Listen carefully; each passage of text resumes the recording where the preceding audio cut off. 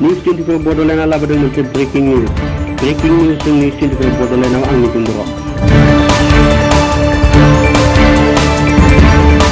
BPF পৰা আমি একো পোৱা নাই সেয়ে যেতিয়া নেকি BPFৰ পাৰ্টি আহিছিলে তেতিয়া তাৰমানে আমাৰ ইনামুলে ক'লে যে একো পোৱা নাই একো হেৰি কৰা নাই আমাক একো দিয়া নাই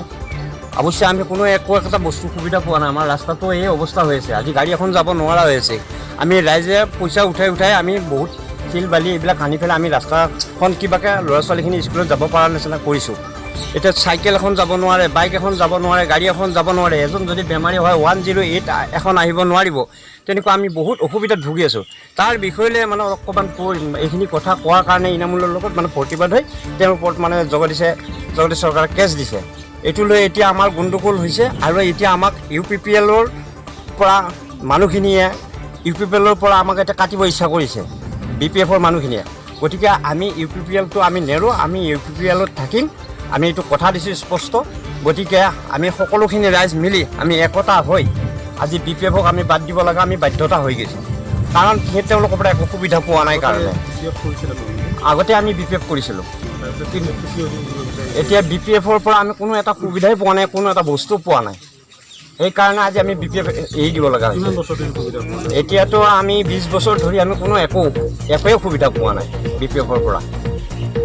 কোনো এটা বস্তু আমাৰ হোৱা নাই তাৰমানে BPFৰ পৰা আমি একো পোৱা নাই আমি বিভাগত পঢ়ি আছোঁ আমাৰ যিটো জগদীশ চৰকাৰ আমাৰ প্ৰতিনিধি তেওঁ 17 বছৰত তেওঁ আমাৰ এলেকাত নোসোমায় যেতিয়া ভোট হ'ব তেতিয়া তাতে আহিব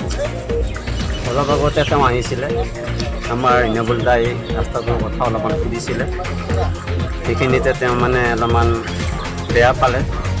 মানে ক'ব লগা মানে ইনাবুলক কৈছে যে তুমি এইটো কথা ক'ব নালাগে এতিয়া এওঁ কৈছে আমি আপোনাৰ প্ৰতিনিধি হৈ আমি এজন ৰাইজৰ হৈ কথা কওঁ যে আপুনি কিয় বেয়া পায় তেওঁক কৈছে যে আপুনি কথা ক'বৰ এটা অধিকাৰ নাই এইবুলি মানে অলপমান কিবা টকাবকে কৰি তেওঁৰ ওচৰতো আঙুলি জোকৰি কথা ক'লে ইনাবুল দাই কিবা কাৰণে টকাটকি ক'লে মই লাষ্টত গৈছোঁ কথাখিনি মই গম পাইছোঁ যোৱাকালি নদী পাৰতে এখন মিটিং হৈছে তাতে আমাৰ এজন ছোৱালী এটা আছে অংগনবাড়ীত কাম কৰে জেলিমা বেগম তেখেত আঙুলিত নাথাকে মঙলি কোৱাৰ্টাৰত ৰুম ভাড়া কৰি থাকে ফেমিলিটো থাকে কালি সেই বস্তুটো মিটিং কৰি আমাৰ ৰাইজক বা আমাৰ ইনাবুলক কিহৰ কাৰণে গৰিহণা দিছে আমি ধিক্কাৰ দিছোঁ তাৰমানে আমাৰ সমাজত আমাৰ নিজিত আমাৰ এই সমাজত এখন গাঁৱৰ পৰা এখন গাঁৱৰ মাজত থকাৰ ভিতৰতে তেওঁলোকে আমাক এই ৰাইজক গৰিহণাটো তেওঁলোকে কি দিছে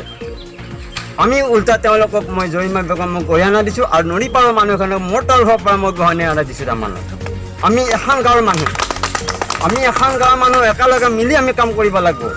জগদীশ চৰকাৰে এই আমগুৰি এলেকাত 17 বছৰ নহয় আৰু 50 বছৰ সেই